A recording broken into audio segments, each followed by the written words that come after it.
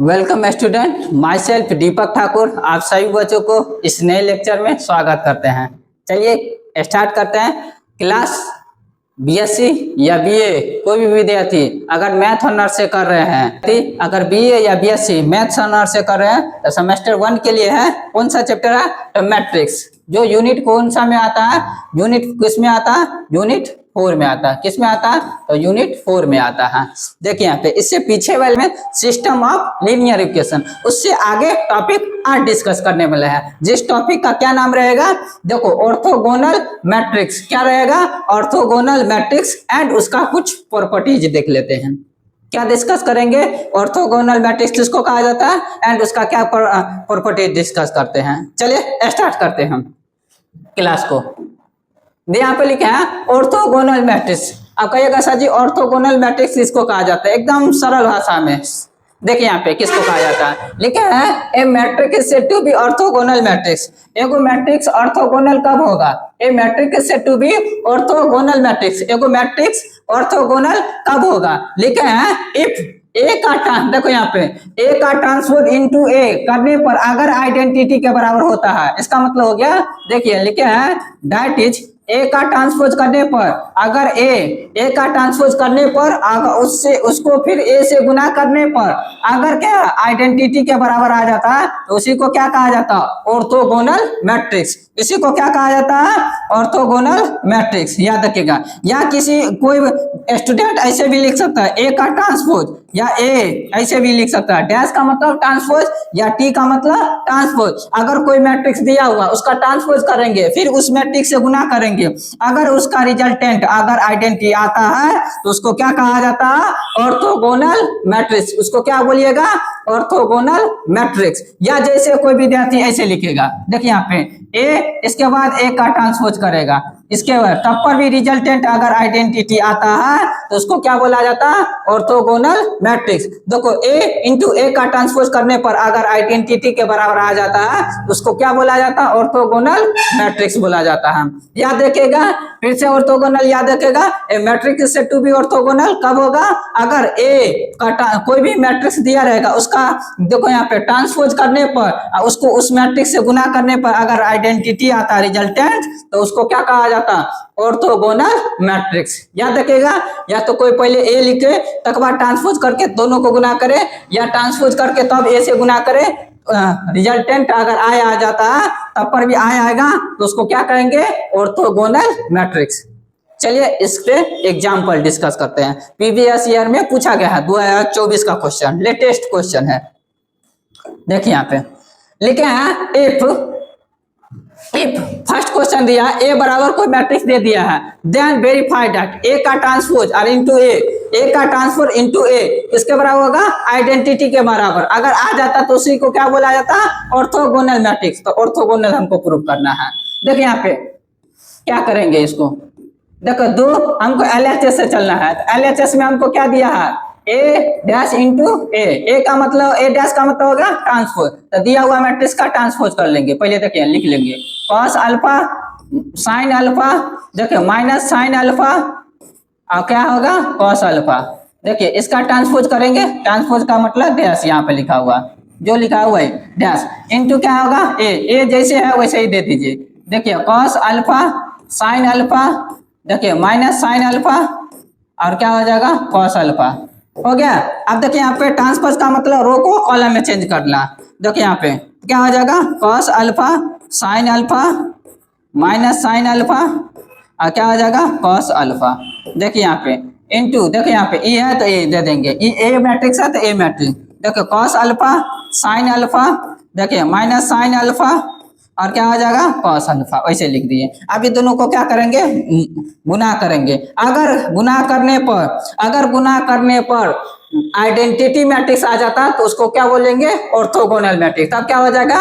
Orthogonal. वही verify करना। देखो फर्स्ट मैट्रिक्स का रो लेंगे, सेकंड का कॉलम। देखो कॉस को कॉस से गुना करेंगे, कॉस अल्फा को कॉस अल्फा से गुना करेंगे, क्या होगा? Cos square alpha. कहिएगा सर जी क्या होगा? तो कॉस स्क्वायर अल्फा। देखिए यहाँ पे लिख देंगे कॉस स्क्वायर अल्फा लिख सकते हैं।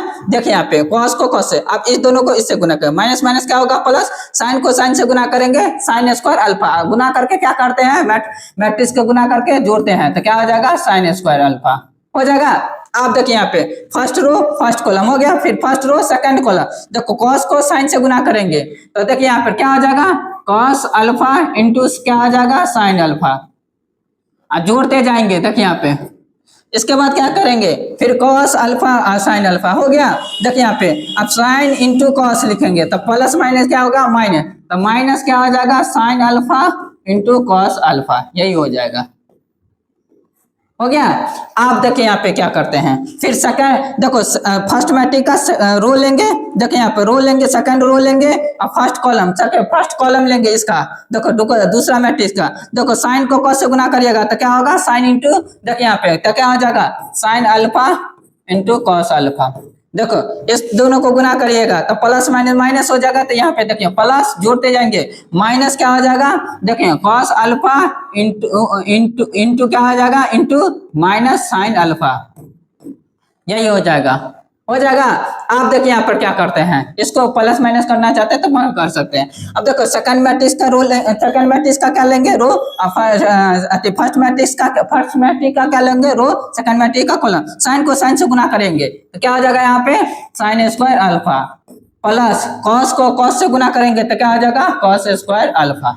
देखिए यहाँ पे हो गया। अब इसको सिंप्लीफाई करेंगे तो देखिए यहाँ पे लिखे sine square plus cos square बराबर, आप लोग पढ़ते होंगे 10th में, देखो 1 तो 1, देखिए यहाँ पे E plus E minus cancel out हो गया, देखिए ई प्लस और माइनस कैंसिल आउट हो गया, फिर देखो ई माइनस बाहर हो जाएगा तो E plus E minus cancel out हो गया, तो यहाँ पर क्या हो जाएगा जीरो, यहाँ पर भी zero, sine square plus cos square किसके बराबर होता है 1 तो 1।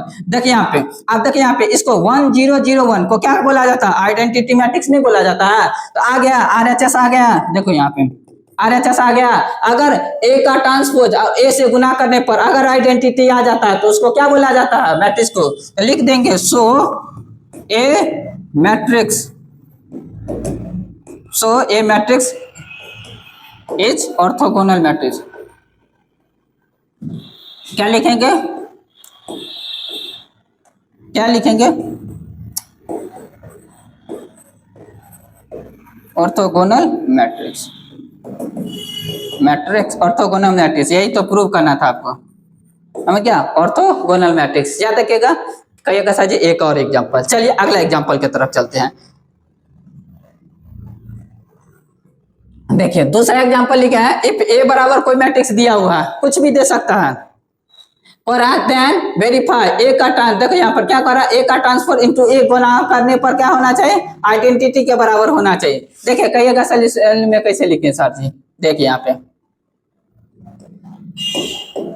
क्या लिखेंगे, इफ ए बराबर दिया तो LHS से चलेंगे, LHS में क्या दिया हमको ए का ट्रांसफर इनटू ए हो गया, तो ए का ट्रांसफर तो वो मैट्रिक्स ले लेंगे ट्रांसफर कर देंगे, देखो sine alpha cos alpha minus क्या होगा, माइनस क्या होगा माइनस कॉस अल्फा और क्या आ जाएगा साइन अल्फा, हो गया ट्रांसपोज करने पर। आप देखिए यहाँ पे ए मैट्रिक्स है तो ए मैट्रिक्स दे देंगे, क्या होगा sine alpha cos alpha minus cos alpha और क्या आ जाएगा साइन अल्फा, हो गया।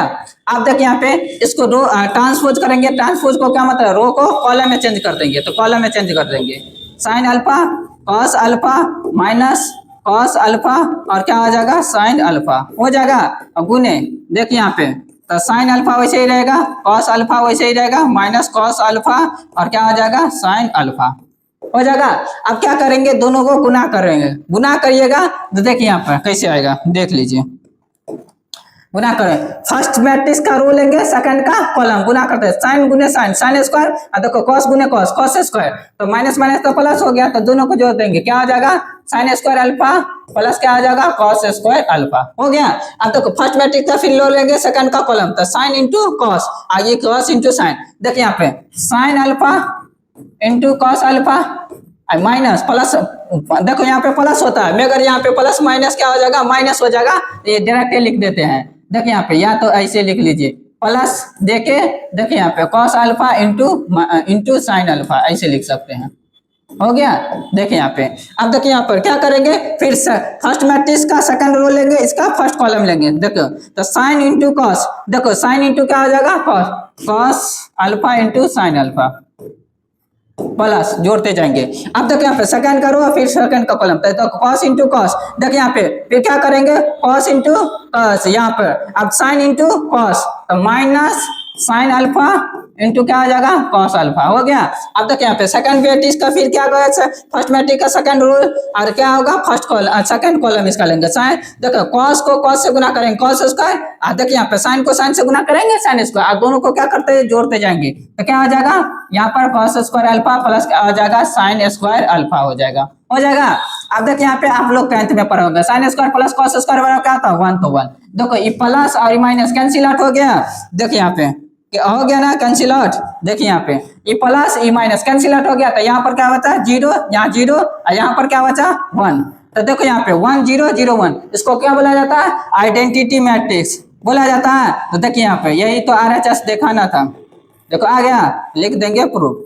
देखो तो इस मैट्रिक्स को कहा जाता है, लिख देंगे, सो ए इज ऑर्थोगोनल, ऑर्थोगोनल मैट्रिक्स, इसी को क्या बोला जाता है, ऑर्थोगोनल मैट्रिक्स। ये मैट्रिक्स दिखाना था हमको, याद रखिएगा। अगर ए का ट्रांसपोज करने पर, अगर ए से गुना करने पर अगर रिजल्टेंट आइडेंटिटी आ जाता है, आई मैट्रिक्स आ जाता है, तो उसी को क्या बोला जाता है, क्या बोला जाता है, ऑर्थोगोनल मैट्रिक्स। देखिए दो एग्जांपल डिस्कस कर दिए थे। अब चलते हैं प्रॉपर्टी, देखते हैं क्या होता है। देखिए यहाँ पे प्रॉपर्टीज ऑफ ऑर्थोगोनल मैट्रिक्स। अब देखिए यहाँ प्रॉपर्टीज है, देखो प्रॉपर्टी है कुछ ऑर्थोगोनल मैट्रिक्स का। ऑर्थोगोनल मैट्रिक्स का क्या है, प्रॉपर्टी देख लेते हैं क्या कहता है। लेकिन प्रॉपर्टी ऑफ ऑर्थोगोनल मैट्रिक्स, पहला प्रॉपर्टी है, if A is orthogonal matrix then A का, देखो ए का डिटरमिनेंट किसके बराबर होना चाहिए, प्लस माइनस 1 के बराबर होगा। ए का डिटरमिनेंट किसके बराबर होगा, प्लस माइनस 1 के, यहाँ पे दिया हुआ है। और ए का डिटरमिनेंट किसके बराबर होना चाहिए, प्लस माइनस 1 के बराबर होना चाहिए। देखिए यहाँ पे क्या दे दिया गया आपको सवाल में, ए का डिटरमिनेंट किसके बराबर होना चाहिए, प्लस माइनस 1 के बराबर होना चाहिए। अब चलते हैं, अभी हम कंडीशन लिखे थे, देखिए यहाँ पे अब ये क्या लिखे हैं, देखो ए का ट्रांसपोज, देखो यहाँ पे ए का ट्रांसपोज और ए का करने पर अगर आइडेंटिटी के बराबर आता है तो उसको बोला जाता है ऑर्थोगोनल।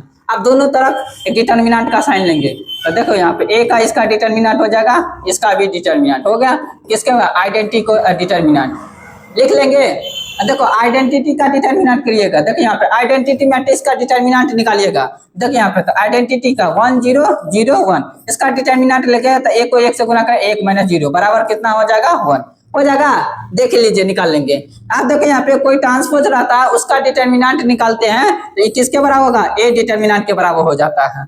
अब ये पहले से डिटरमिनेंट है तो ए डिटरमिनेंट हो गया।